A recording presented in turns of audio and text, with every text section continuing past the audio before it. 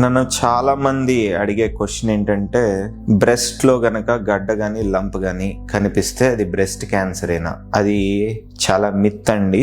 మీరు ముందుగా తెలుసుకోవాల్సింది ఏంటంటే, సాదా గడ్డలు చాలా మంది బ్రెస్ట్ లో కనిపిస్తాయి. ఫర్ ఎగ్జాంపుల్ 20 to 30 years ఈ మధ్య కాలంలో వచ్చే ఉమెన్ లో మోస్ట్ కామన్ గా ఫైబ్రోఎడినోమాస్ అనే సాదా గడ్డలు, బినైన్ లంప్స్ ఉంటాయి. ఇవి భయపడాల్సిన అవసరం లేదు.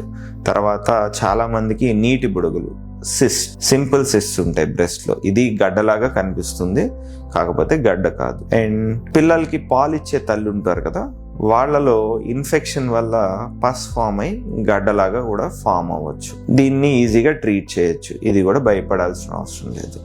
ఇంకొకటి, ఛాతి మీద ఏదైనా దెబ్బ తగిలినప్పుడు బ్రెస్ట్లోని ఫ్యాట్ నెక్రోస్ అయ్యి ఫైబ్రోసిస్ అయిపోతుంది. ఆ ఏరియా అంతా గడ్డలాగా ఫామ్ అవుతుంది. ఇది కూడా భయపడాల్సిన అవసరం లేదు.